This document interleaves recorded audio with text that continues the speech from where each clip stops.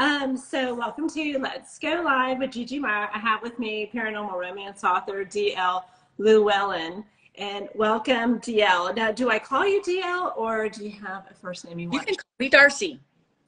Darcy? Yeah. Oh my gosh, it's such a cute name. Thanks. That's my beautiful aunt. All right. Shout out. We love shout out. Hi, Ani. Yes, my niece is on here. She's been helping me on my writing journey, and she's starting her own. Ooh, okay. Let's start there. Tell me more. Yeah, she is working on her editing credentials, and she wants to get into the publishing business. And you can jump into Anna if you'd like to. She goes by Anna. Because it's Ariana, right? Oh, I love that name. Okay, does everybody have a great name in your family? I never thought of that, but maybe. Oh, heck yeah. Okay, so that's exciting. I didn't know that there was a certification for editing. Well, she's working on, getting some education and some credits behind that so she can get into the business. Go ahead, Anna, tell about what your journey is. You're getting started. Hi, everybody. The second I get on here is when, like, all my allergy and, I'll be, like, fine the whole day, and then I'm like, let me go live with someone and then start clearing my throat a bunch. Okay, well, let's start with your journey. Well, and Anna, I'm glad she's because she's kind of launched me on my journey as well, and it started during the pandemic. She was doing a lot of reading of natural fantasy, paranormal. She got me started. The very first thing was Cassandra Clare, so I read all those books voraciously with her, and then I just started. I went about 180 books later. Because I tracked them on Goodreads that year. I got this epiphany that I wanted to try writing those stories myself. And some of my biggest influences, I don't know if you're familiar with Stephanie Hudson and the Afterlife series. Yeah, I've seen it at the bookstore.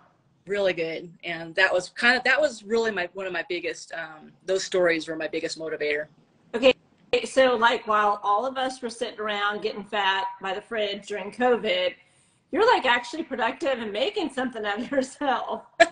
Well, I don't know. I really don't know how I started. I just sat down to start writing a story, and I'm probably about 600,000 words later, a few years later. But I'm not like you. You're getting those. You're knocking them out. I'm still trying to get them all out in the world. But.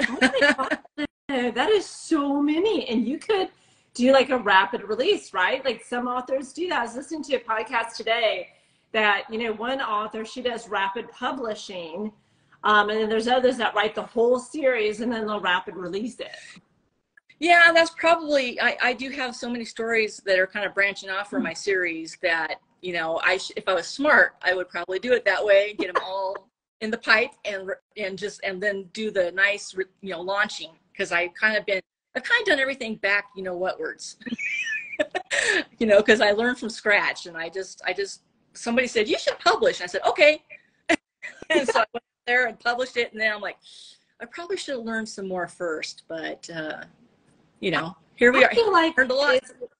We're constant students, it's a constant learning curve, and just what works well for one author may not work at all for you, or what works for you doesn't for the next. I mean, it's just, that's why I love to have this series, Let's Go Live, to, bring authors together. So many indie, and there are some traditional that are on here too. And I'd love to have your niece on here, because I've been branching out to kind of like everybody under the publishing umbrella. I'm going to bring in my developmental editor next month, and then I'm trying to convince my cover design editor or my cover design.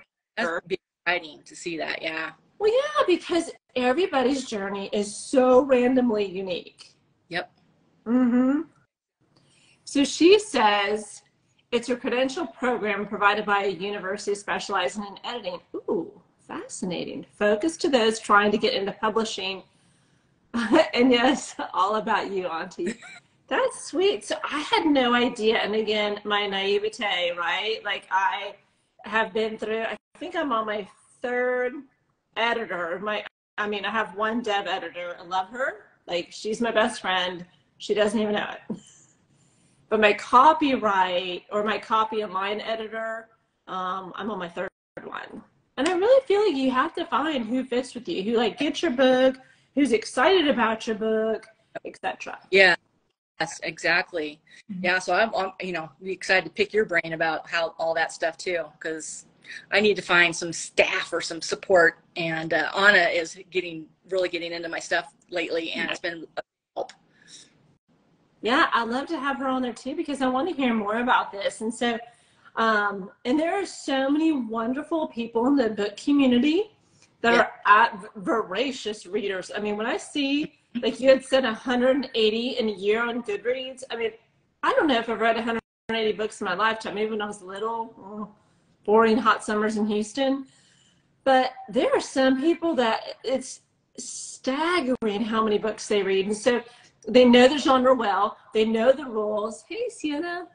They know the rules. And so when you step out of bounds as an author, like, your readers are going to check that, right? Mm-hmm. And some of them want to cross over into providing something under that author publishing umbrella.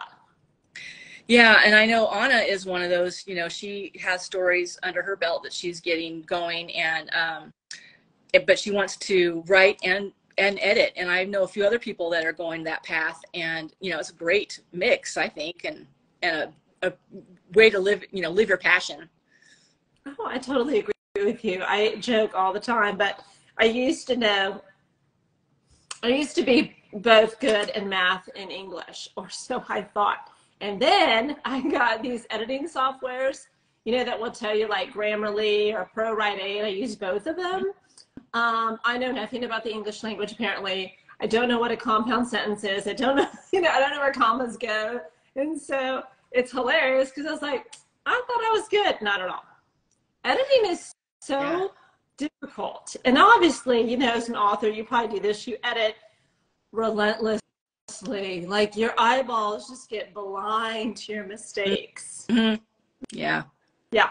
And so I do edit, and I'm like, oh my gosh. And so I can't not have an editor. Yeah, and I've done all my own editing. I admit. So there's been quite a few, you know, re-uploads, and my novel, and I apologize for all those who have seen some of those boo-boos. But overall, I think did pretty well. I have a background as a paralegal, and I did a lot of legal editing, you know, so that was kind of my thing, was editing. But of course, that's a whole different type of writing. Right. But still, sentence structure and all that kind of stuff, at least I had, you know, some good habits, you know, and things to look for. But I have learned so much since writing fiction. It's not even funny. And there, you know, like you said, there's so much good material out there. There's so many good podcasts, and you know, Readsy has tons and tons of resources on how to write and improve your writing and do your own editing. And there's so many different styles, you know. Like, one of the things I've been wanting to experiment with that I just heard about is turning off your autocorrect and just getting your first draft manuscript out there. Because if you're like me, I get distracted by all those autocorrects, and I'm constantly, oh, fix, you know, and then it totally takes you out of your story that you're trying to, that scene you're trying to get out. So I'm going to start trying to be better about that, and not have that stupid autocorrect driving my life. Girl, you would die if you saw mine, because there's like red, and then there's some blue. I don't even know what that stuff is. I'm just like, I don't care. Yeah, well, good. That's a good way to be. Me, it's like, because, you know, at work, that was all I was doing, was paying attention to all that stuff. So it's just like, in my face. I gotta fix it. Yeah.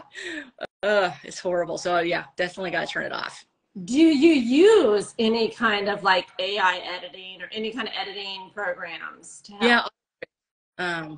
That was the first one. I had a friend recommend it a couple years ago, and which one?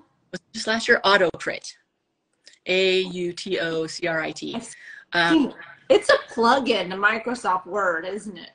No, I don't believe so. They have a platform, and it's one of those where you upload your material. You can write on there, but you can upload your manuscript, and it runs an AI editing and it, like I said, like you were saying, it looks at all different kinds of areas, sentence structure, tense, you know, dialogue tags, verbs, adverbs, you know, on and on and on. And after running those things through quite a few of my manuscripts, it starts training you. Yeah. You actually start, you know, seeing things as you're writing, and then your writing is improving as you go. So I was pretty amazed with what I've learned since using AutoCrit for editing and just drafting. And now they have, and I'm probably not going to say the right name, but story design. I think it's called story design, but it's a new AI program. Grammarly has that where it helps write with you, so to speak. I think Grammarly is beta. You can put in your plot, and then you know, get like a good plot with, you know, and I'm learning how to put the right keywords and everything in my plot. So then you just click on down, and it takes you through the world building, and it gives you scenes, and of course it's using all its data from all kinds of genres like yours and your stories and your, you know, your words, but it pulls in all kinds of information, and it plops in like a potential setting, and maybe the conflict in that world and all kinds of stuff. So you plug in those, and then you go down the character list, and it gives you your, you know, sympathetic character, your antagonist, your protagonist, your relationship character, and a bunch of different characters like that. And you can use them or not use them, and run them and not run them until you get what you want. And then it takes you through your story beats.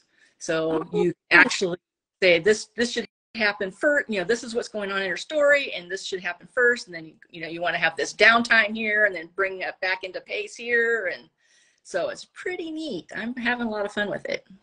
That is really neat, because I know that ProWrite does not have that at all. Grammarly is getting like a beta, but not to that extent. And I think, like, you know, we always hear as authors, you have to meet the beat sheet. And heck, if I can meet one. I have yet to find an author who, you know, everybody knows what a beat sheet is, but it's like, you know, Romancing the Beat or Save the Cat, or there's another one about heroes, but no one follows it. Yeah, and I didn't know anything about it until after I wrote my first 2 books in my series. So I didn't know about beats. I have, but reading, doing 180 books, it's amazing, you know, through osmosis. Yeah. It's amazing, you know. So you get that idea of story structure, and all that stuff kind of just gets absorbed and comes back out without even really thinking much about it. That's cool. I'm gonna have to try that, because I'm always looking for like the new thing, and I have a Mac, and so my plugins don't work because my books are, you know, similar to yours, right? I mean, they're not 600,000, but I do write 125, 135,000 romance, which is silly, but it's just how it goes for my dark romances. And so the plugins don't work after you get too many characters. Now, are you talking, because you have 2 parts for Tomlin, are you talking that many words or 2? Because I haven't finished. I'm halfway. No, per book. Yeah, girl. Per book, like, let's unpack all this stuff.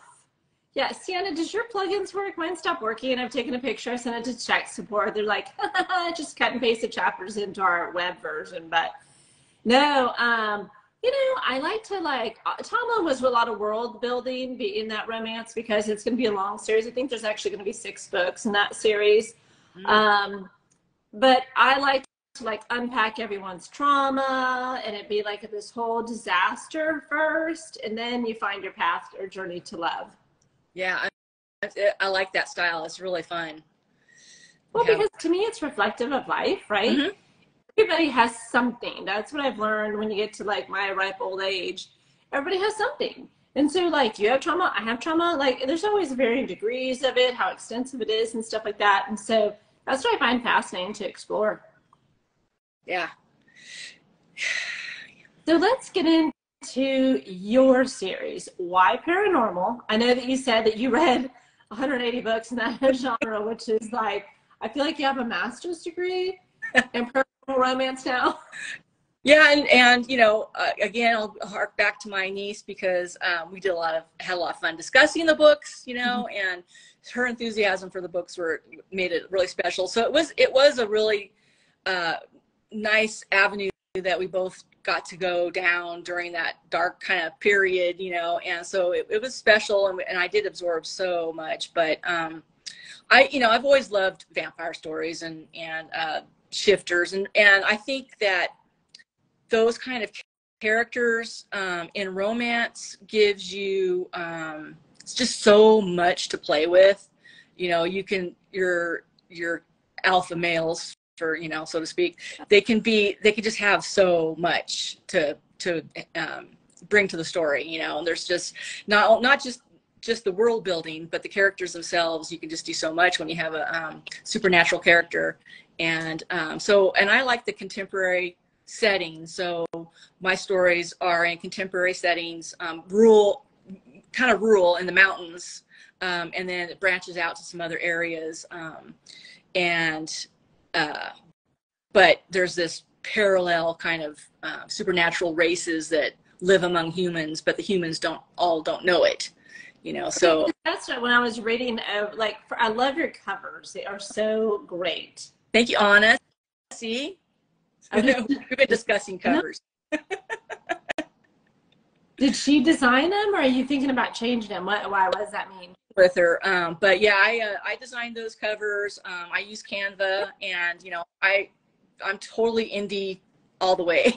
I do all my own editing, all my own covers, all my own promos, everything, and so, you know, we've been discussing though, because, you know, there are these trends with covers, and she's been doing a lot of research, you know, about how to kind of reach broader audiences with your covers, even if your genre is kind of specific to a target audience, which I'm still trying to figure that out, really, who my audience is. You know, but get your covers to speak to a lot of people, because obviously, you know, as we know, that's what gets people to open the book. Oh my gosh, you know, one of my favorite things, and I am a novice, like at the very beginning, is Midjourney. Have you two looked into that at all? It is so amazing what you can do with these images. I haven't. I've heard about it though. There's an author that I brag about her all the time, and so you ladies need to go and follow her. But her name is Lena Ravenhill, and she just rebranded all her covers. She creates them all in Midjourney. When you go to her wall or profile, whatever you call it, on Instagram, it's phenomenal. Like the amount of artwork that it creates, stunning stuff. Yeah. So, definitely. And I think obviously you have to pay for the commercial use of it, right? Because I don't know how it works, but they'll have a disclaimer, if you're wanting to make money, you have to pay money. And I was like, yeah, I get it. But I think it's $15 a month, and you can use it for all your graphics. I mean, to me, I've dabbled in it just because I'm like, this is the coolest little toy. But for paranormal romance like you, oh my gosh, you could just rebrand. It's just so much fun. You know, there's a learning curve, right? You have to what you put in is what you put out, and that's with any of these prompts. But y'all should play around with it. It is so cool. How did you go about picking your design for your covers? Okay, so I have this wonderful author, and so I'm always like, girl, you need to get on Instagram, because she's on Instagram personally, but she's not on there professionally. And I said, my covers are so striking, and I am very, very proud, and I do brag about her all the time because they really are. And oh my gosh, so I have, you know, Coyote was my debut novel, and that's, I don't know if you've seen that one, but you know, her mouth is draped by some muslin, and you can see her eyes, right?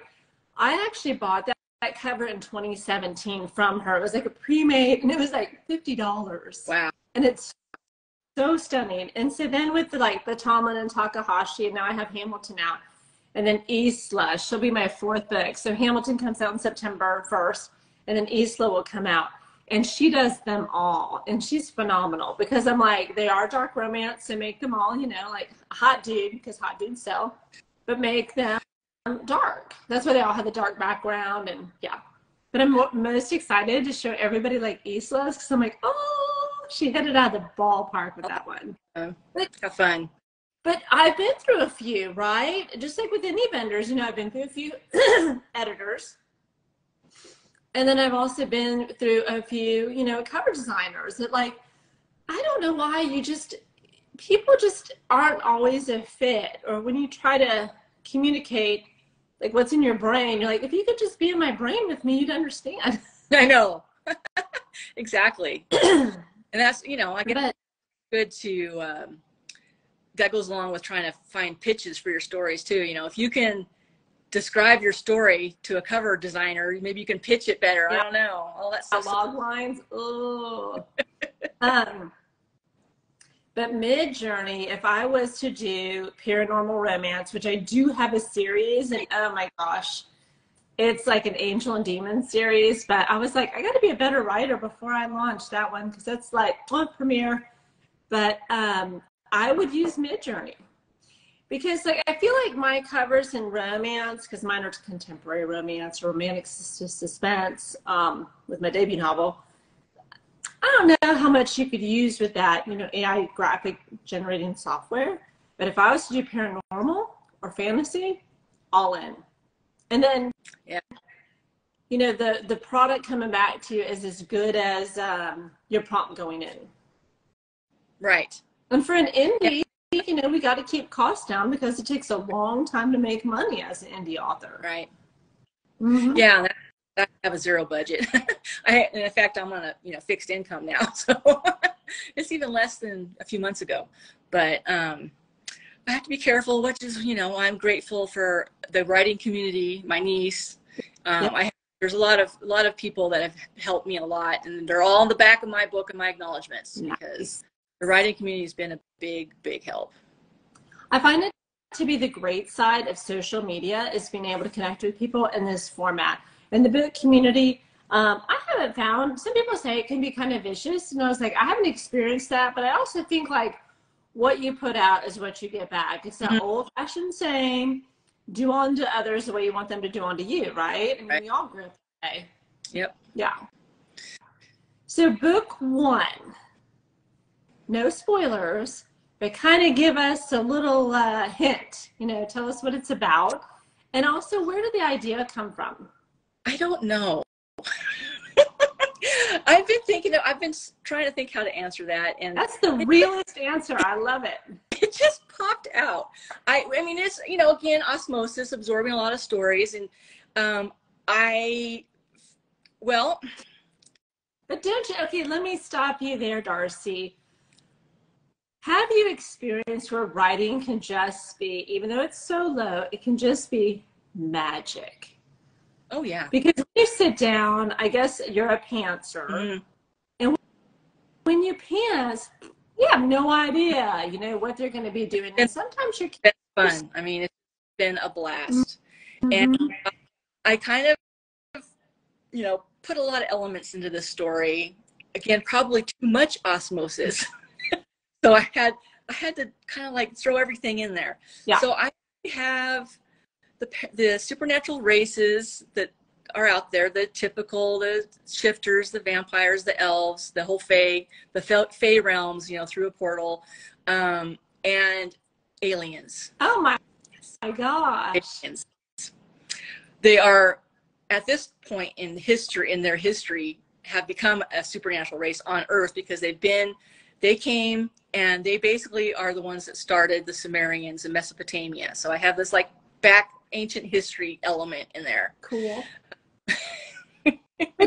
Don't you find that makes it easier to market, Darcy? Because since it has a lot of subgenres, I would think that has a wider appeal. Well, but on the other hand, you know, how do I'm maybe touching or reaching out to a lot more people, but then I'm maybe alienating people that only want, you know, paranormal, they only want romance, or they only want alien, you know, sci-fi. I don't know. I really don't know who my audience is. I need more readers and reviews to find that out. But the ones who have read it are older ladies, because a lot of them are my friends, and they're even older than me, and they loved it, and they hadn't read anything in the paranormal genre or supernatural. Oh, crossover. So, new genre for them, but it had all the romance elements, and there's a lot of good characters. It's one of those kind of found family, you know, people coming together, and the first book is especially that kind of backstory where Selena, she's an artist, she was a paralegal in Reno. Anyway, and she has a friend who has cancer and he's dying, and he's obsessed with telling her she needs to go out and find something. There's something else out there waiting for her. And through all these kinds of influences, she doesn't go very far. She goes over down a highway over the mountains to Quincy, California. So, and the Sierra Nevadas are, you know, areas I'm really familiar with, and I love the mountains and the Sierras and the pioneer towns and the history. So she goes to Quincy and she ends up in the Starlight, which is a pub, and there strange things below the surface there. She starts to notice. She's got her artist eye. She's observant. But, you know, you're not going to jump to conclusions about what kind of weird things she's seeing. So just small hints, you know, until things start happening. But what I do is a multiple, POV. Mm-hmm. So I have her POV, and Andrus Johns is, you know, the love interest, and his POV, and then other characters' POV. So I do multiple POVs. I don't know why. It's just the way I felt like writing the series, and I really enjoyed it. I love getting in the scenes with the different characters and seeing through their eyes. Are they alternating, or is it just how the story flows that, you know, your lead female may have 2 and the male lead may have 2 or 3? Or that's exactly it. So if, you know, Selena may have 3 chapters in a row from her, you know, so it does flow, you know, goes through the story flow, but it does, you know, switch back and forth. So there may be a little, like, you know, the same scene covered again by Andrus versus Selena, but it usually adds something else to the story to advance the story. Mm-hmm. So it does push the story along. So one of the things I've been struggling with is I would love to get them on audiobook, but it's really hard to do voices that do multiple, you know, female and male characters. And Apple Books, I publish the draft to digital. Yeah. In addition to Amazon, and they are constantly making these new partnerships, and Apple Books is doing this new beta audible or audio book. And you can sign up as an author. You don't have a lot of control over it, and you get a soprano female and a tenor male. So you get 2. Those are 2 options. You have no idea who your voices are going to be. Okay. And they will make an audio book for Apple Books. So I'm going to check into that. But that's huge, because there are so many authors that cannot afford to go audio. And I know that readers love it, but it's thousands of dollars to get the voiceover talent. Draft Digital already has a really good partnership, and I'm not going to remember what it's called, but for regular, you know, to be able to find your own narrator. Yeah. They have a big database, and you own the rights to your, you know, audiobook. And it's a little bit more affordable, and you can pay, like, there's like this way you can pay half and half, and there's different ways to pay. So it is affordable. Mm-hmm. I think this Apple Books is even cheaper. I haven't gotten into it enough to see what the costs are, but it seems like a good route to go. I think that they are making it really cheap because they're just doing this beta run, and you're kind of like the guinea pig. But I know that Apple is also trying to expand their podcast. Mm-hmm. To be honest, Spotify eclipsed Pandora, and they're killing it, right? And so Apple's like, well, we want a piece of that. So they've really been infusing a lot of resources into their podcast. And so this kind of dovetails into that whole audio experience. Yeah, I think you're right. I think that's where it's branching off from. And it's like, why not, you know? Heck yeah. That's kind of exciting. But yeah, so that's, you know, the multiple PO. You don't get a pick, right? You don't get a pick. You don't even get to hear it until after it's published. So it's like I always I love British I love like British accents, but I'm like, I don't have a British character at all. But I'm like, can they just read me, my books? Exactly. Oh, wouldn't that be? I've actually thought about that. You know, you can find some of those guys on TikTok who, you know, they read books or narrate, and you know, it's like, can you just do like a small clip for a YouTube video or something on my book? You know, Morgan Freeman and Sam Elliott can read me anything. Are y'all not available for my books? No. Okay, you're busy. Have you read Cressley Cole? No. I recommend her for paranormal, supernatural, romance, and really fun stories. And Robert Petkoff, I believe I'm getting the name right, is her narrator. And she has all the accents, Irish, English, German, Russian, and he does them all. Oh my God. He does male, female, all, you know, so he does all the narration. So if you want a good example of a good voice narrator who I would love to get for my books, and those stories are really fun. So okay, so how long does that take with Apple to do it? I don't know. I just saw they just sent out the email yesterday, so I've got to and I've been, you know, as you know, pet sitting 2 brother bulldogs, so I've been a little distracted. I thought I was going to come on this great writing retreat with my 2 bullies, you know, and actually they've calmed down since yesterday. It was my first day, so yesterday they just wanted to play the whole time. Heck yeah. But maybe I'll get some writing in after this, because I was like, oh, writing retreat. I know, right? So neat. Okay, so back to book 1. How long did it take you to write that story? And how long is it? How many words? Okay, so book 1 is like about 74,000 words. Okay. And book 2 is around 85,000. And I have book 3 written almost in about 80,000 words into book 3 before I published 1 and 1. And then I finished 2 and published that about 6 months later, 4 months later. So I started writing in 21 and I published in 21. Okay. So I started writing at the beginning of the year and published by July. And I really don't even, it was a blur. I don't even know how. So. And I've kind of had a few, you know, additions, a couple of new additions, you know, because I'm finishing up book 3. And so like, oh, I got to go back and tweak that a little bit in book 1 and 2. So, yeah. But, you know, that was me learning, my learning curve. It's really fun. So, and the 80,000 words in book 3 look entirely different now. So I've rewritten about another 80,000 words. I've kept some of it, but it's, yeah. So I'm hoping I actually got to the ending, but there's a lot of work to do because I have these parallel plots, these subplots, for other characters and other books planned.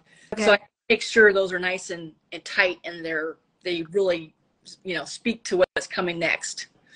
So that's going to be a little bit extra work. Well, series are hard, right? Like we write them, but we don't necessarily remember all the nuances. But woo, these readers will. Yes. And if you say, I don't know, she had chestnut eyes, she better have chestnut eyes all the way through every book. Yep.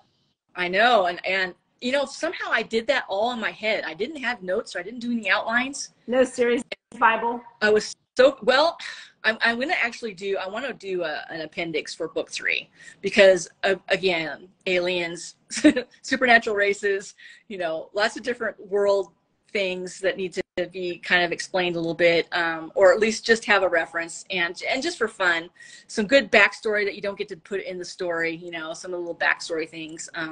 And then I just have a lot of characters. So definitely by the time the 3rd book comes out, I think we need an index of characters. Oh, for sure. Because, you know, each book, right, you have your original cast of characters.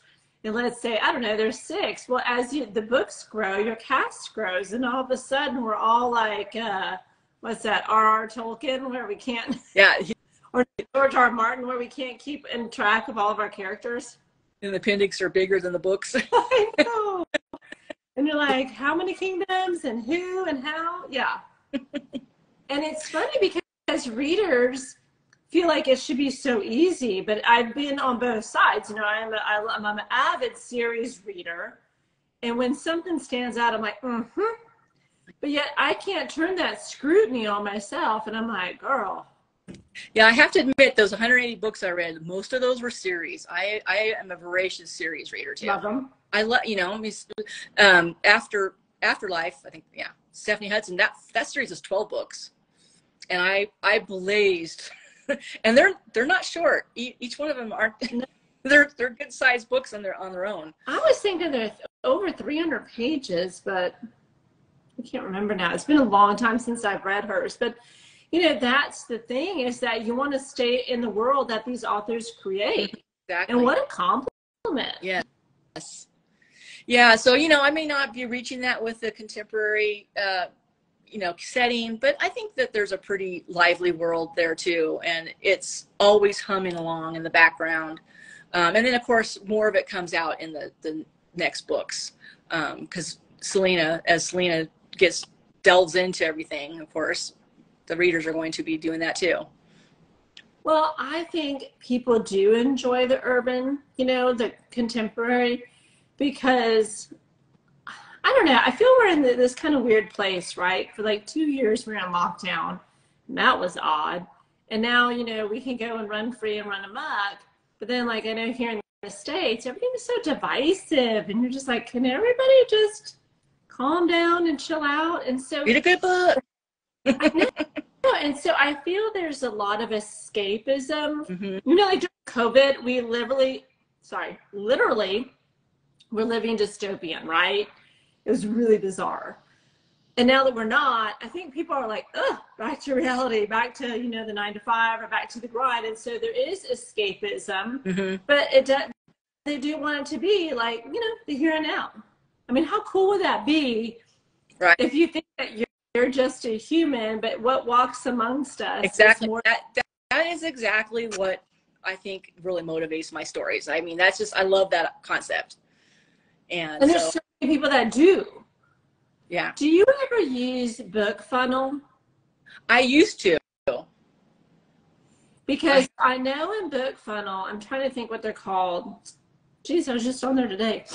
There's group promos, which you can get into, and there is a fair amount of paranormal romance. And I feel like paranormal romance is such a wide genre. You know, you're right.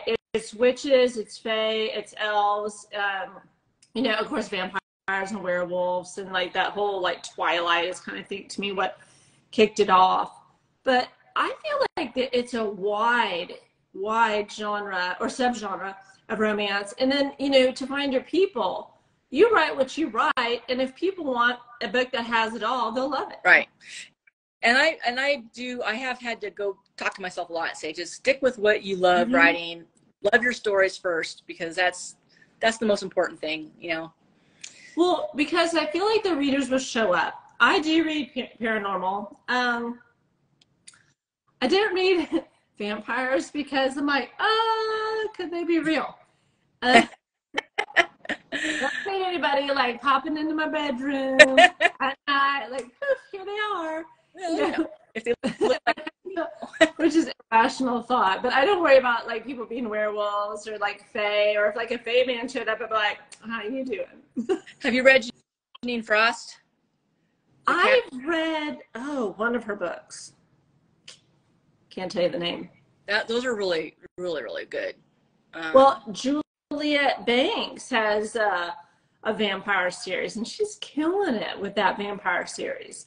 I just don't write that because I'm like, that's a little bit too close to home, or read it. But my whole point is, she has like a massive following on Bookfunnel. And so if you could do like a group promo, your book just goes in with all the others. And so then you get exposure to those readers that love paranormal romance. Yeah. Author swaps. If you're doing a newsletter, then author swaps are the way to do it. And I'm working, my niece is helping me work on a newsletter right now too. So I'm hoping that'll get launched pretty soon. Yeah, Anna. Yeah, come on, Anna. But we have some things we got to work out. But Carrie Pulkinen, she is a paranormal romance writer. Just a really fun. She does some of the rom-coms, and a lot of her stuff takes place in New Orleans. And she does that. They have this whole paranormal author sharing group, and I think they use Bookfunnel. I just haven't. I kind of got off of it because I had to pay another subscription to pay for. But it's $100 a year. Is that right? that's not too bad. It's like you have to kind of pick and choose though where you're going to put your money. But that I do plan on doing that. Probably test the market. You know, I know that Bookfunnel has. Well, I don't know if it's resulted in sales necessarily, but exposure. You know, because like you, I started with like 0 on my mailing list, right? And now I have 1,000 people. Awesome. And that's a compliment, right? Because you're like, if I got married, I wouldn't have 1,000 people to invite to my wedding. So I feel like, you know, that could be worth it. But, you know, I recently, I'm testing something out. I'm doing a Goodreads giveaway. I've never done one. I love Goodreads. And I'm really, like, I just love that platform. I signed up for it, your giveaway. I saw that. Oh, yeah. So I have that giveaway, and it's good results as far as, like, there's, I think I had, like, 2,500 people sign up. So here's what I'm testing. I did Tomlin for July. I had 2,500 people sign up, or I think they call it, like, add to your shelf to be read. And then, of course, they give away 100 ebook copies. What I'm waiting to see, does that translate into reviews, or, you know, like, where's that go from there? And then same with Takahashi, I'm giving 100 ebook away for August. And these are ramping up into my launch for Hamilton.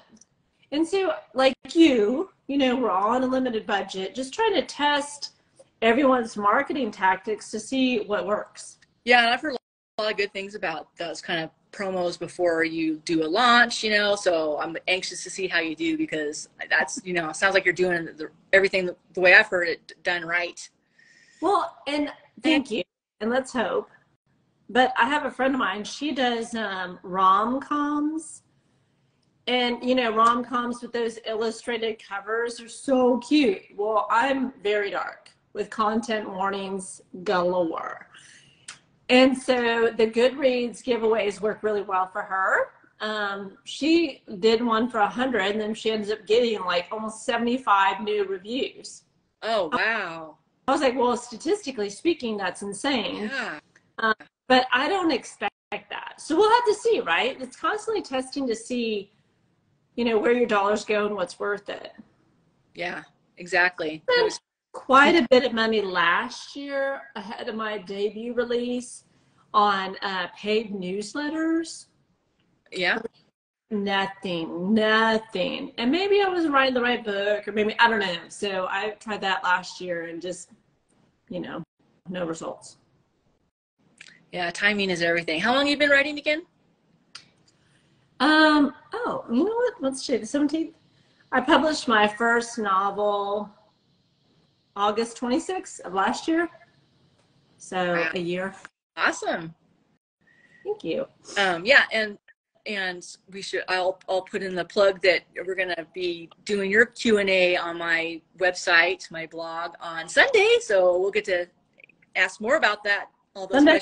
I haven't dug into all the answers yet, so that's why I want to ask you here too. But that'll be fun. I'm looking forward to it. So you have book 2 out. I love that cover with the dragon. Thank you. I like the eye. That's, you know, I'm trying to make it so that it looked a little more artsy for, you know, being amateur created. But I think it sets the tone of the book, though, because it does really draw you in. And although readers say, like, oh, books don't, you know, covers don't sell a book, I don't know, they sure do get the reader to stop when you're, like, scrolling through wherever people, you know, find their books. I mean, it does. It has to be eye-catching. And there's so much competing for our attention as indie authors. I forget what the statistics are, but there's like 1 million new books a year. It's crazy what we compete with. It is. It is. So book 3, you said you have rewritten your 80,000 plus words twice. Well, the story structure is, the core is somewhat intact, but lots of book 3 kind of branched off into a lot of like I said, subplots. And so I had to decide whether to keep all of them or not, and how, if I didn't keep them, what my plans were with them. How do you write? Yeah. So I've had to go through some really, big growing pains, or like, at least, the pains of having to cut out stuff, but there's still a lot there. And then what that means is, if you're taking stuff out and you're removing plot lines, then you have to really, go through the whole thing and make sure everything comes back together cohesively. Yeah. So it has a good flow and a good pace. And I like to, I think my stories are somewhat fast paced. So you have to be really careful that when you're putting in scenes and then taking them out, or, doing something else, that whole maybe backstory goes away. And so there's going to be pieces of it still hinted in there, and you got to make sure that you're not raising questions that you're not going to answer for your reader. So that's been really, really a good process, and kind of tricky, but a good learning process. Well, if it's still going to be a series beyond a trilogy, can't you intimate those and then have them be book 4 and book 5 and etc.? Well, I've been trying. I appreciate that question, because I've been grappling with that. I don't know. I'm thinking that I'll do this as a 3-part novel. I'm kind of starting to call it really a 3-part novel, and it's the Starlight Chronicles, which is the series name. So then after that, what I was thinking of doing is standalone Starlight Chronicles novels, so that we know that they're still in the Starlight Chronicles world. Yeah. They're not going to be necessarily. I don't think I'm going to do another series. That just kind of got so big, and now I think I know how to contain a story, maybe. But fantasy world, you go big or go home. So it's hard to go small on fantasy, but so I'm thinking that the other ones will be standalone in the Starlight Chronicles novels, because anybody out there who's read it, Andrus and Elliot. So Elliot is the dragon, and he gets introduced in book 1, but basically Selena has this kind of, everything's in 3s, and she has this destiny that she's got to go face, and 3 paths, and she ends up with 3 different men who thinks that she is part of their destiny, and that she's going to be the answer to their lives. But then they've got to work, together to help her figure things out. So especially with Andrus and Elliot, there's kind of a romance 3-way thing going on there, but it gets pretty fun. But then we got lots of questions raised, and those are going to get addressed in book 3, and then another male character for book 3, the tiger. So that's what those books are. They're basically the male shifters, cool. And the Aviel is the alien, but he can shift into a tiger, and so I have books planned for all the questions and the subplots that come up for all these wonderful characters. So instead of saying it's growing way too huge and trying to make this big long series, I think that I'll just go ahead and take these great stories that are developing and just do a standalone novel. And I've got a vampire character that he just grew into an important character, and he gets a cliffhanger type of ending. So I'm hoping to launch his novel maybe at the same time I do book 3. Mm-hmm. And that's another thing, is trying to figure out the order, because I think, readers will need to read the series in order to read the standalones to understand the characters in the world. So how do you address that? Those are all the questions that I'm trying to grapple with, and to handle, and to market, and how to promote it. And it's going to be interesting. That's where I'm hoping my niece might help me do all the research and help me with that stuff. I'll tell you, a similar situation. You know, I introduced this big, you know, not a big cast of characters, but the cast of characters is in Tomlin. And then, you know, they kind of take a step back to finish up in Takahashi, their love story. And then Hamilton is the officer, and he's in book 3. But the whole, like, Isla, Eli, and Ronnie in book 3, I had to have them take a step back out of that book, because their story and the subplot that I started 2 books ago wasn't going to work well for that plot line. And so I weave them back so Hamilton's story could continue. And so within Hamilton's story, you still have, like, Danny, and you still have Tomlin, and then, you know, you're introduced to his best friend Rico and his parents. So now Isla's story is book 4, and so Hamilton will probably take a step back, because now Isla's journey. So then that's when you have the Isla, Eli, Ronnie. And so I think you can keep the thread of those characters in and weave in, you know, you can move them back. You know, they moved her back because they had to protect her from what Hamilton was grappling with, right? Mm-hmm. And so when you read the way it goes, you're like, oh my gosh, of course they want to protect her, you know, as their dads. And I wonder if you could do something similar, where, like, you know, that they don't necessarily, they could still be in the series, but, you know, people tend to drop off and other ones, you know, come up. Yeah. You know, so I'm working on, you know, the plots for those books, and that's another thing I want to make sure, I don't know if I repeat myself, but I want to make sure that I have those plots, a good, you know, fleshed out, so that when I address them in the books and do those, hints and teasers and, you know, bring up questions that I probably brought up back in book 1, at least book 2, I want, you know, to have a good, the reader to have a good idea what they're going to expect next. And, you know, you can always put, like, the teasers in the book at the back of the book, and I'll probably be doing stuff like that. And again, that's another reason why I thought about doing the appendix. You know, so I'm going to be promising lots of writing. Oh boy, I got a lot of writing. So how do you do? I mean, you're really cranking out these. I mean, I just see you, just, you know, the way you talk about your about you description, just flying across your keyboard, and those words just flying out, because you're doing quite a bit of volume. Especially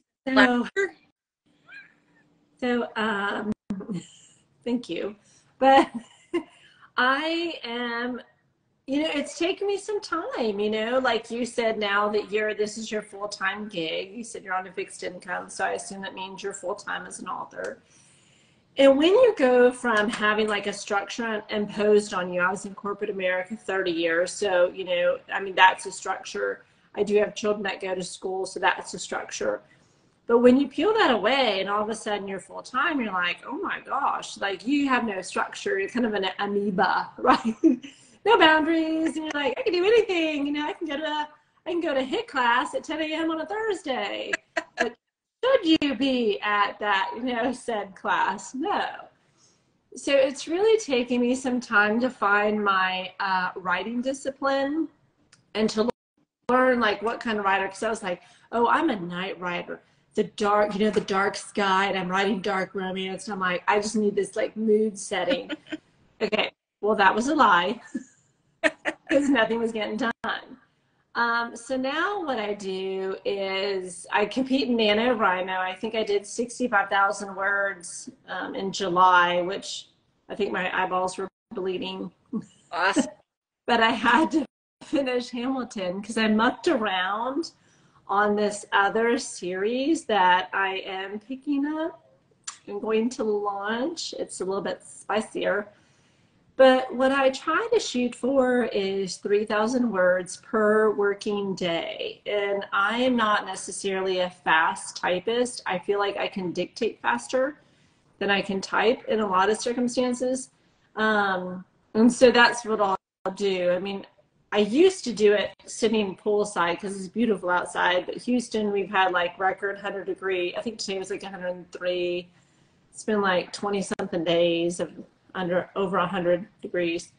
So obviously I don't write out there. But if I dictate, I can get the words in. Now, it's an editing nightmare. Because I'll say like awry, like, you know, like it went awry, and they're like array. That's interesting because a lot of people have asked me, do you dictate? And I'm like, oh, I haven't tried that because to me it feels the words kind of come out of my fingers onto the keyboard. So yes, yeah, it is discipline. It's training yourself. When I picked it up from a writer, Suzanne Kelman. She does beautiful, beautiful book. She is a UK writer who does historical fiction, like usually like women empowerment. So she wrote about the World War II fighter pilots that were females. And so she used to have a channel that I don't think she does anymore, like a podcast. And she was like, I can dictate 6,000 to 7,000 words a day. Wow. I was like, oh my God, tell me more how this works. But you're right. Like there is you know, we've been in, you know, when you get to be like our age, have experience, right? And so when computers came out, thank you for the hearts, babe. My daughter joined. There is a practice, right? Your brain is trained from here to the fingertips, and then you'll look at how it looks on the screen. And sometimes you may like how the word looks versus how the word pronounces or how the word means. So when you get away, you know, so there's like psychology to that. When you dictate, it's literally dictated. You know, you get away from all that, right? So you can watch the screen. I don't watch the screen. That's part of my problem. I should watch the screen. But when I dictate, I literally am just telling the story like I see it in my mind. It unfolds that way.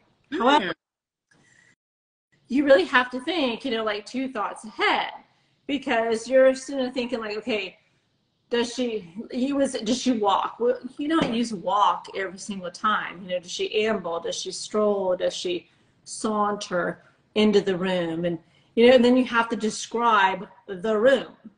So there's a little bit of a training yourself. Now, dictate, do you have to do all the scene parts, or can you do more like the dialogue, what's happening, and then fill in that later? I think it's all on the table. Whatever you figure out is and so I just started dictating.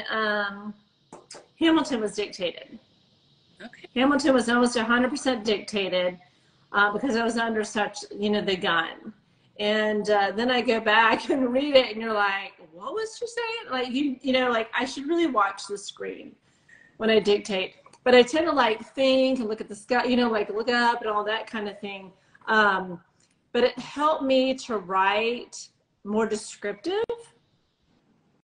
because I tend to, you know, like tit for tat, tit for tat. When you get in dialogue, you want it to be rapid fire, right?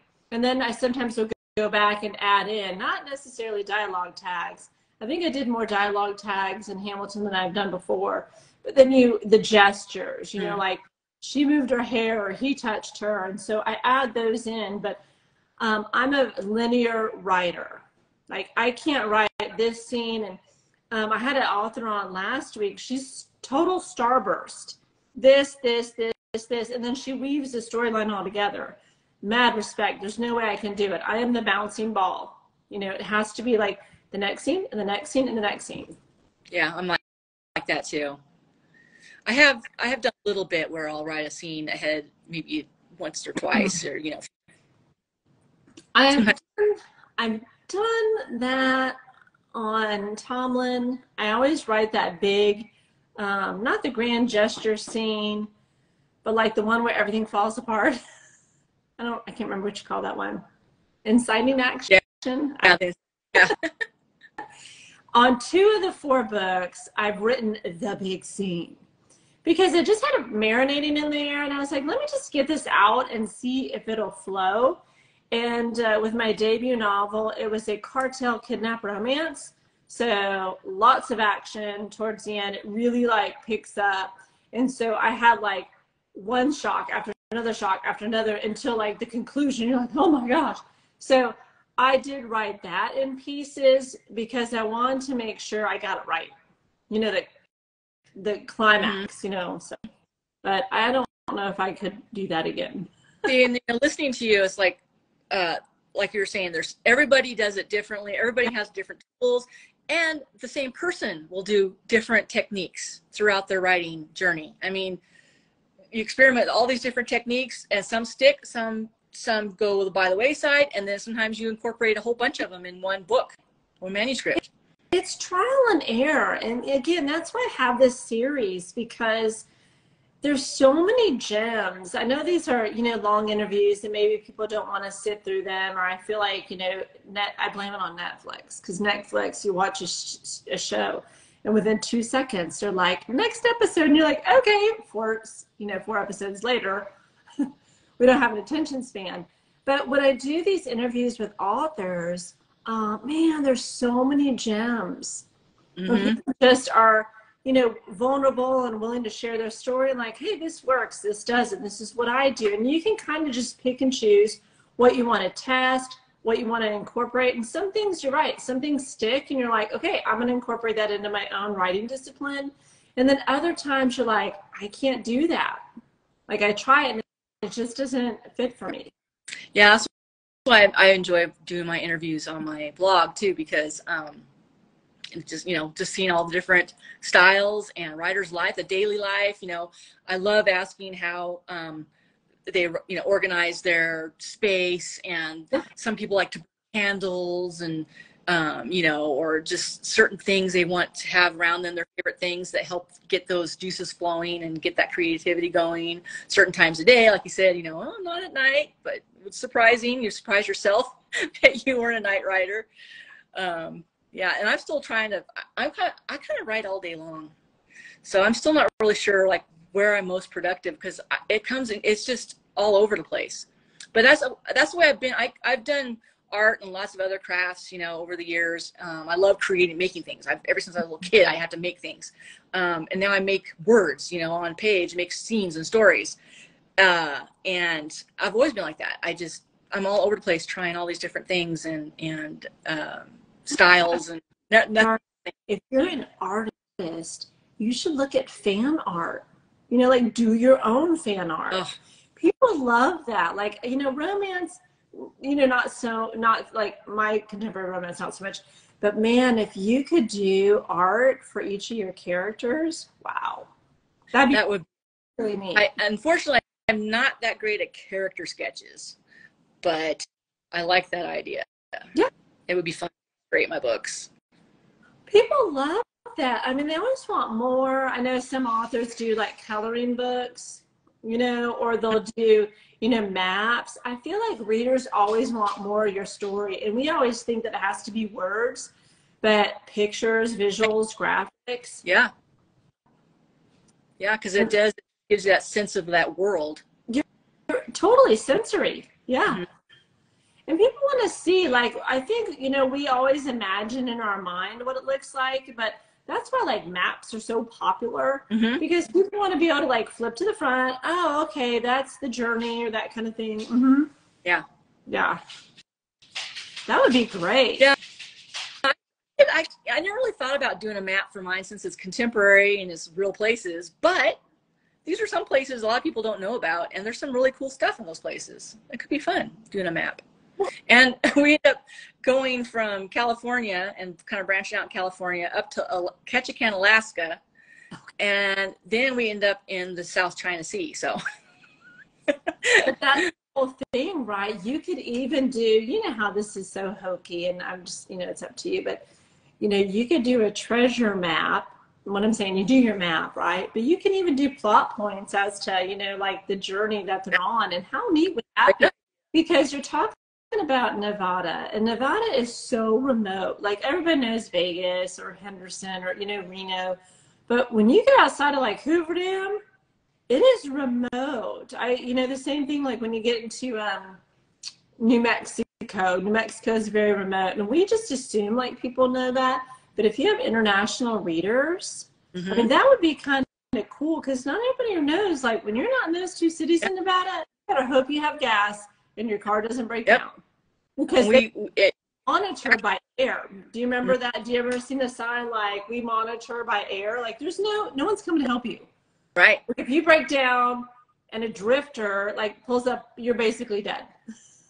Yeah. Yeah, I've been to some of those places. But a lot of people actually know that. Backside of a California county that very few people live there or travel through there. Yeah. But that could be like a passion project, right? That would be so fun. Yeah, that would be a blast. Anna, I don't know if she's still, we might have lost her by now. But yeah, that'll be I'll have to consult with her on that. Add it to her to-do list. So she acts as your VA, or is she, I know she's a part of your reading team, which is nice, but is she like more of a VA? Are you guys partners? Would you ever co-write with her? That's an interesting question. And I would not rule that out at all. We haven't discussed it, but that would be, she's got some great story ideas she's working on. And, and she's kind of at the beginning. So yeah, see where she goes and what happens. That could very well be a project in the future. And right now she's just kind of, she's exploring all the different, ways to, she was looking at ReadZine, all the different services they provide on there. And she has a marketing background. She has, some really good experience with design and web design and all that kind of stuff. So she's kind of helped me with a lot of different things. And we're kind of just seeing where, what kind of professional products come out of it that she can maybe use too. And meanwhile it benefits my promotion and stuff like that. So I know writing teams are very popular, and they can elevate a writer's career. Yeah. I know there's a director with the right one, right? Like both parties benefit. Yeah. There's some books, somebody was telling me, and I don't remember what they're called. There's a name for them, but there's been some big writers that are partnering up, or, they're teaming up, and they're like doing these anthologies where two writers are teaming up on a story and, doing a whole anthology of different teams of writers. So that's out there right now. I gotta look into that more, but, and that way you can sample their writing too. You hear about all these, what they do, but you haven't read their big novel. You can sample the writing in these short stories. Remind me to DM you about anthologies, because I am participating in 2. And so remind me to do that. Great. Yeah. I enjoy that a lot. I do have a story in one with Dragon Soul Press. Saw that. And a few more of those, so I'm hoping to get some other ones accepted down the road. Well, yeah, that's been maybe you have something that already fits. Yeah, that's exciting. I appreciate that. Of course. So remind me, I'll DM. So let me ask you this: what is your favorite part, and what is your least favorite part of the author journey? Well, for me, it's learning things backwards. I think I have to say that I should have probably, I just didn't know I was going to write and or publish. So I just did it. So now that I've learned everything kind of after the fact, I would have liked to have gone in a better direction with that, and figured out some things before I launched my book. Is that like writing craft, or is that marketing that you're referencing, or? Yeah, the marketing, when to launch, doing the pre-sale. I'm having a hard time committing to having something finished so that I could do the pre-sale. I really want to do the pre-sale and do the promos and all that stuff to lead up to it. But, all of this has just been, I've learned everything by the seat of my pants. So, and there's been so many great resources, and there's so much out there, but there is a lot. And I was working full time up until April. So, that was a second job basically. Oh yeah. So yeah, the marketing, I want to say that that's my least favorite part, but I've had a lot of fun with it too. So I have to, I have to throw that in there. I love doing my promos and designing my promos and things like that, because it lets me do my little art stuff. Yeah, your creative side. Yeah, gets my creative side going there. But mostly my favorite part is when I'm writing a good scene, and it's just because it's just like I said, you can't. It's like, where's this coming from? It's magic. It's beautiful, and you're like, wow. And I'm not even saying that what you end up with is your best scene, but it's there in your head, and you got it out on a draft, and then when you start massaging it and then working the scene and making it, I call it polishing, but yeah. It's so beautiful, right? The whole beauty of being a writer is what your brain is capable of producing. And sometimes the beautiful part is that we surprise ourselves. Yeah. I have been surprised nonstop for the last 3 years. I will admit that. And it's been great. I love it. And and that includes meeting great people, the writing community. I've developed some really fun, surprising relationships. And that have been invaluable. I even was surprised that my husband has been such a big help with my stories, because romance, he runs screaming in the opposite direction, but I'm doing battles, I have weapons, and he has a lot of knowledge about certain weapons. He's really knowledgeable about knives and fighting and how all that kind of stuff. And we've done a lot of brainstorming. We've had a lot of fun breakfasts, brainstorming scenes. And that was so cute. You're like, honey, I want him to be stabbed but not die, but like injured enough. Well, and one of my favorite things is he'll read a scene and he's like, a guy wouldn't say that.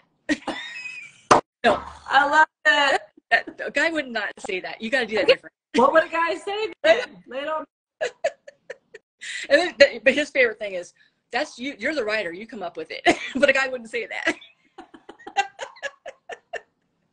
But that's so sweet, though. I love that he's reading your stuff, because sometimes those closest to us are not our biggest supporters, and your biggest supporters are strangers on the internet. As terrible as that sounds. I know. I've been able to experience a little bit of both, so it's been great, and I really try to appreciate that. Sometimes I feel like you're out there on your own, and oh my gosh, I don't know what I'm doing. I don't have anybody, and then I sit back. Oh, there's been so much help, and and surprising help, and then surprising people. I worked for a state commission, and I was at a meeting, and after the meeting was over, the chair of the commission came up and said, I really enjoyed your book. When's your next one coming out? No way. So I just kind of passed out, and then woke myself up and said, wow, that's great. Okay, that is a huge compliment, because it's one thing when you're marketing, online, but like when someone approaches you like in the wild, you're like, oh, I'm big time. Yeah, that'll probably be my, well, I don't want to be the negative, but yeah, I will capture that moment and live with, have it in my mind forever. And that was a good one. And that was a surprise. So those surprises have been probably the most fun. Those are the gems that keep you going, because that's what you have to hold on to when doubt creeps in, and when you get insecure, like, when you get bothered, or you're just like, I don't know where this is going. I wrote myself into a hole. When all those typical writer problems come up, I mean, that's the whole reason why you do it. You're like, because of that guy. Yeah, imposter syndrome is the worst enemy. I had it. And I finished up Hamilton last week. I did my bonus scenes. I did my first chapter of Isla. And so I finished it, sent it to my editor.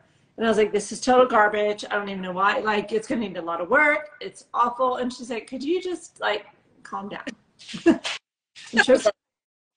then she's like, just write your bonus scenes, write Isla, get it over to me, because that was due, like, this week, But you do. And you do get that doubt, because you put so much time and effort into it. And, sometimes in a writing session, I was like, this is brilliant. And then I go to reread it. I'm like, this is atrocious. Oh, you're not the only one. Especially when you read that, I've gone back recently to my early manuscripts, and I'm like, and I have people read those, and I'm like, I am so sorry I put you through that. Oh my gosh, my dev editor, that Angel and Demon series that I have languishing on my laptop, that was the very first thing I sent to her, and she's like, why don't we walk this back? Do you have anything else? I'm like, girl, and that's when I had that cartel kidnap romance.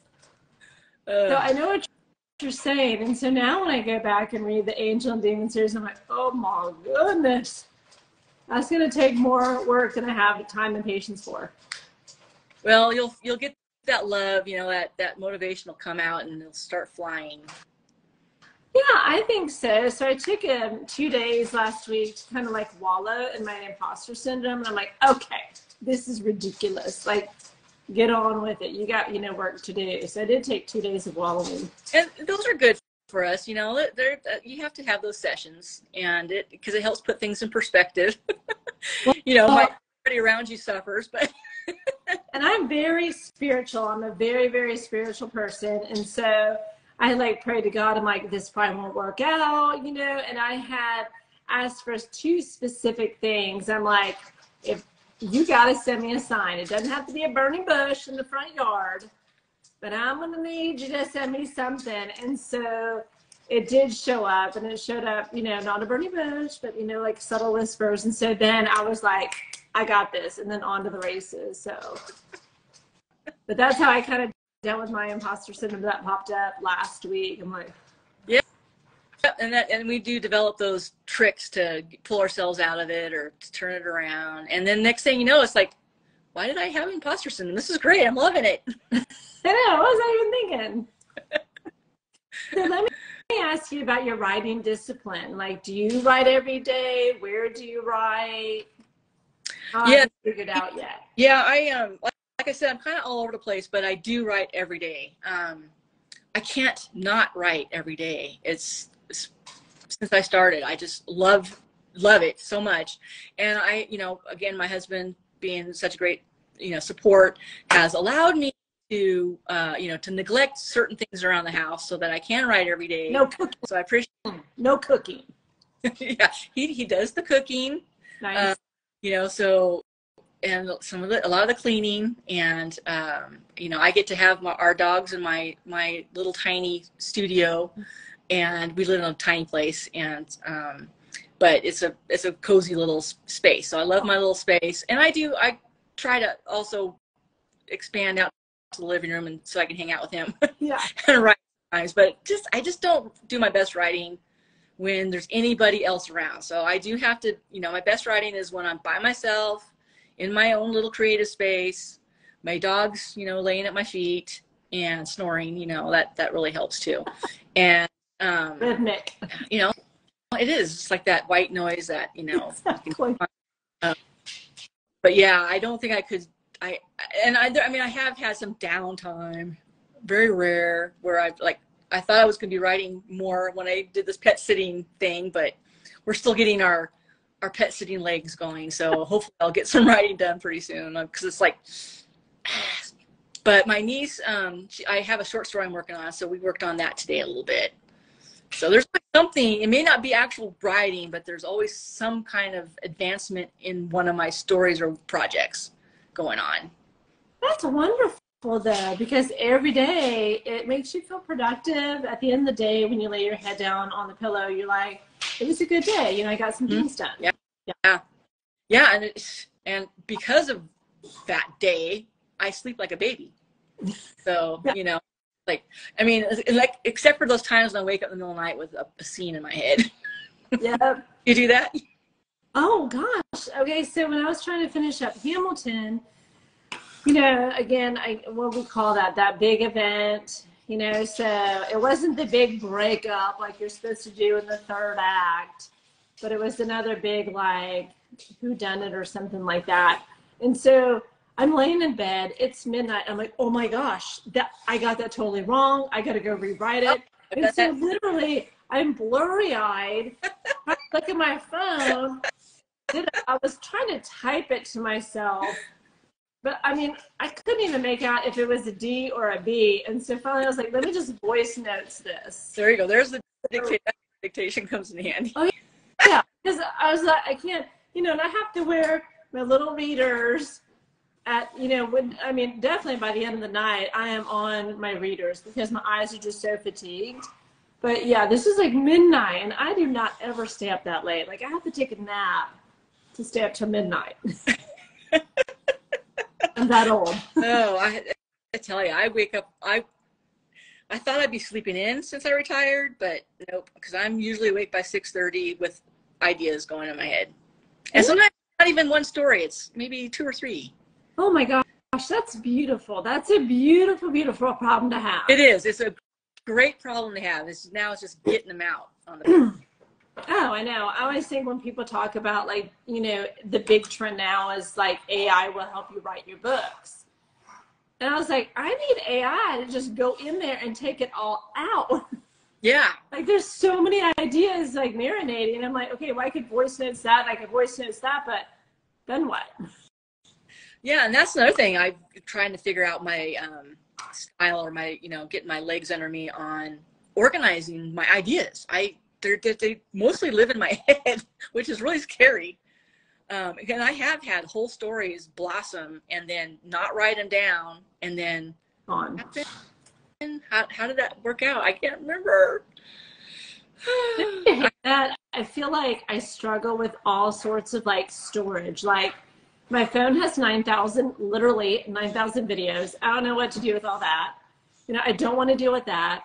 My electronic files are a mess. You back them up, and you're like, you can't back them up. They're already like a mess. And so you're like, I would clean these up and organize them. I never do it. You know, and then, you know, you take it to like Geek Squad, and they're like, when's the last time you backed it up? I'm like, I send to myself emails a lot. I do too. And it's the worst. You're not supposed to do that. Like, every time management or productivity person's like, stop using your email as your task list. I'm like, it works. Well, and I send my manuscripts to myself because I don't want to, you know, so, and then I have actually, because I actually did my, I have an external drive, and I had tons of stuff on that external drive, and it crashed. And I had a couple other drives that I had, you know, things stored at, but I didn't have the latest and greatest on everything. I did end up losing a lot of stuff, but I was able to piece together a lot of my things because of my emails sent to myself. No, that is my fear, because like I said, I went to Geek Squad, bought my Mac, you know, they like loaded all this stuff on and everything. And I was like, can't this crash? It's like, well, yeah, they can all get corrupt. I'm like, oh my gosh, why am I saving my whole life on that? So I am signed up for a cloud, but do I use that? Is that organized? No. I think I just want a VA to be like, here's what we're going to do. Well, I do storage, how to keep track of your ideas, and just all this. To me, I need to find an author that does it well and just like do what they do. Like, I am so good at following systems. Once someone sets me on that, you set me up on a system, I'll follow it every time. But if I have to come up with my own, it'll never happen. Well, and I see these great systems, and then I try them, and then I just can't be consistent with it. I just don't have the patience or something. I don't know. But I do use OneDrive. I know you have a Mac, but you can get Word, Office now, Macs. But OneDrive is awesome because I go back and forth to my desktop and my laptop and my phone. I do like, because, you know, I do use the voice read aloud feature in Word, and they've got the better computer voices now, so they're much closer to good narration. They're okay, because I used to do that too to help, you know, because read aloud, oh my gosh, you'll find your editing mistakes like that. But some of those voices, you need to DM me what voice you use, because some of them I'm just like, well, that's you the need thing. to understand what they're saying.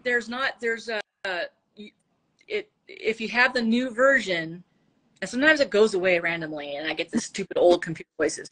Yeah. But there's only 2 voices now, the female and the male, and they're both good. But the female especially is really much more natural. She flows through natural. Well, there's naturalreaders.com, but you have to pay. Yeah. And I'm not going to do that if I, you know, so yeah, I need to, so just DM me who the good ones are, because I don't like any of them. Yeah. It's not the same as if you read it yourself either, because you're still going to miss stuff. Exactly. Another voice read it. Yeah. But that's been my biggest editing tool, actually, is a read aloud. But, and so on my phone, you know, it's nice because that's kind of where I spend a lot of time doing that portion of it. And then I can edit. I'm pretty good at editing on the phone version of Word. So I've done a lot of my manuscript work on my phone. Oh my gosh, bless your heart. But it's all, you know, it's all the same document. So as soon as I open up the drive on another device, all my latest stuff is there. Yeah. But I back it up on Google and I email it to me myself. Oh yeah, you have to, because we'd be fearful to lose our work. That's just a nightmare. Yeah. Oh yeah. And have you ever had times where you've like lost a recent manuscript where you just made a bunch of changes?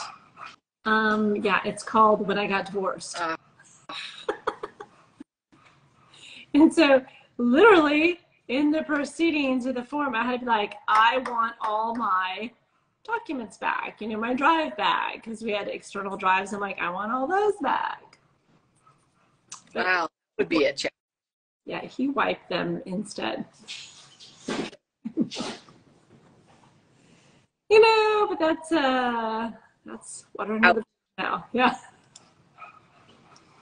That's why I'm a single Pringle and love it. Anyway, do you have a few minutes more for rapid fire? Sure. I don't know how good I'll be at it, but I'll give it a whirl. It's so easy. Okay, paperback or e-reader? E-reader. Okay, plotting or pantsing? Pantsing. First person or third person? First person has been mostly what I've been doing, but I've been exploring with third person. I'm kind of liking that a lot. So for different reasons. Okay, interesting. Plot driven or character driven? Character driven. Writing alone or writing with a partner or writing sprints? I would love to do writing sprints, but I do my best alone. Outline or discovery writing? And what's discovery? Like you just discover it as you write it, like the story unfolds as you're writing it, and you're like, yeah, that's it. Write in silence or write with music? Write in silence. I would like to, again, I love music, but I've tried it and I lose my concentration. Yeah, not so. You end up singing along with the songs. Yeah. Series or standalones? Series. Historical setting, present day, or future? Like, depends on the story. And I write in all three of them too. Oh my gosh, good for you. Mad respects. That's tough. I've got a dystopian sci-fi in the works, a historical paranormal romance, backstory for my series. Yeah. 1776 Alta California. So it's a period of time that you don't see a lot about. No, you don't. 1776 is the East Coast. Yeah, I know, exactly. I'm the West. Well, it has been wonderful getting to know you. Thank you so much for being on this live. And we will definitely catch up in the DMs. And we have to do this again when your third book comes out. I'd love to help you promote it. Well, thank you so much for having me. It's been a blast and getting to know you. It's been a joy. Thank you so much. Thank you. All right. Bye. Bye.